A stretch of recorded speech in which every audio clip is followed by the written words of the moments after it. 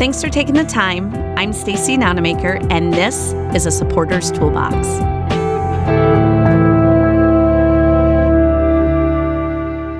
People in our field, like the late and great Mimi Heineman and Glenn Dunlap, who are interested in how supporters, especially families and caregivers, influence how other people show up, have looked at factors identified as positively or negatively impactful.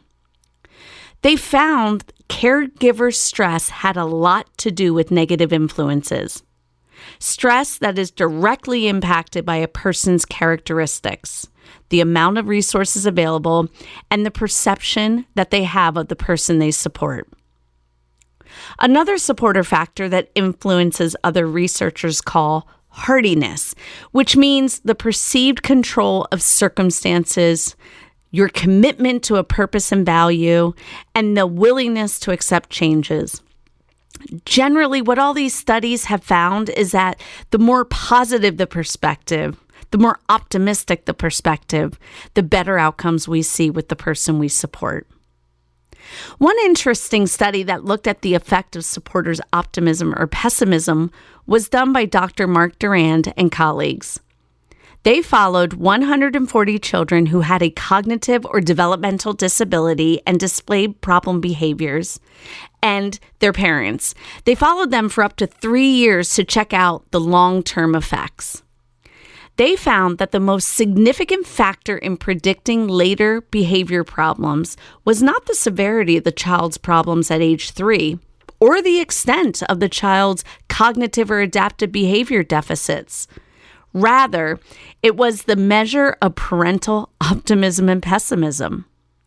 In other words, parents who had limited confidence in their ability to influence their child's behaviors by the time the child was 3 years of age were most likely to have children with more difficult behaviors later in life. I think the same can be said about most other supporters. The more optimistic and confident a supporter feels, the better outcomes we would see. So I ask this, what type of supporter are you? Optimism is a tendency to expect good things in the future. Optimism is a mental attitude that impacts physical and mental health, as well as coping with everyday social and working life. Benefits of optimistic attitudes is improved health, motivation and performance, including intrinsic motivation to work harder, better navigation of stressful circumstances, showing more goal-focused behavior, increased job satisfaction, and higher career adaptability. So here's the good news for you all. We can actually foster optimism.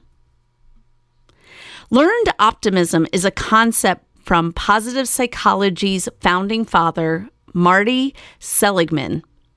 It argues that we can cultivate and create this positive perspective. Learned optimism is a concept that says we can change our attitude and behaviors by recognizing and challenging our negative self-talk and believing that we can take an active role in controlling and changing things like our relationships with others, our work performance, and our environment in general. So what can you do? Well, work on changing you. You're the supporter. We have talked about ACT before in this podcast. It's acceptance and commitment therapy for those of you who don't remember or haven't heard it before. A number of skills that's part of ACT may be particularly relevant to supporters. Here they are.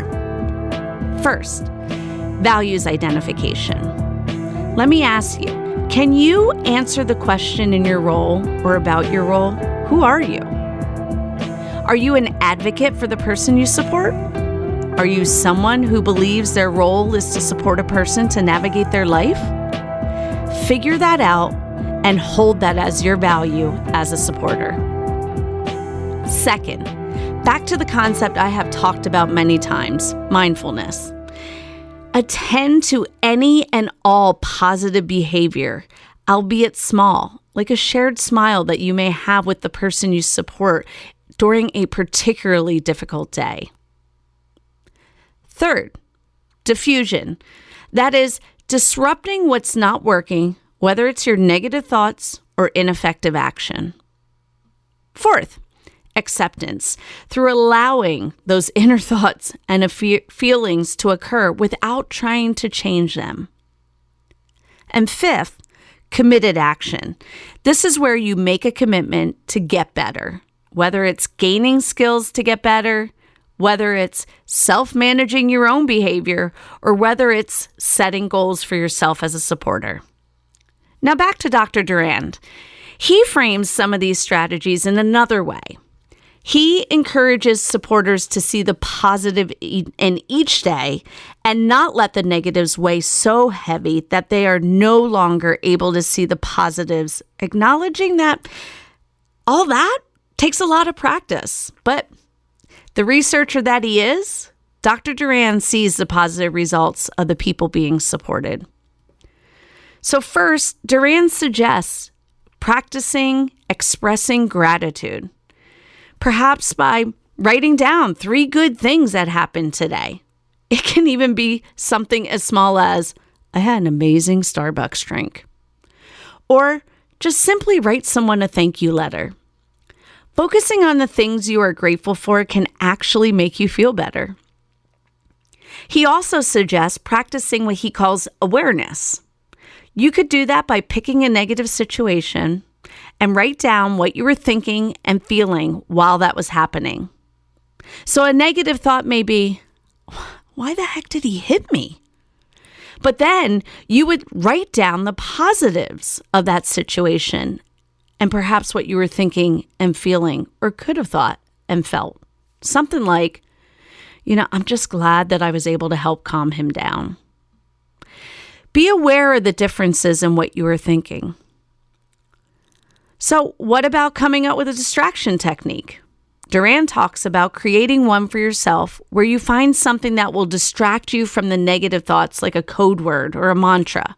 Something like, this is really weird, but we always get through it and we'll get through it soon. Finally, Durand says to view yourself as a supporter in a more positive light.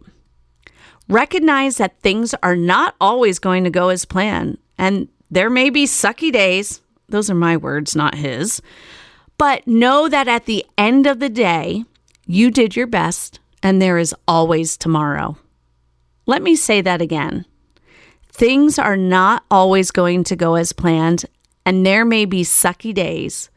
But at the end of the day, you did your best, and there is always tomorrow. So, today may not be the day that you support someone to work on building skills like cooking their lunch, or today may not be the day that someone can tolerate all those choices. We have all had those days. But I want to say thank you for always doing your best and considering some of these ways that you can be more of an optimistic supporter, influencing how someone shows up.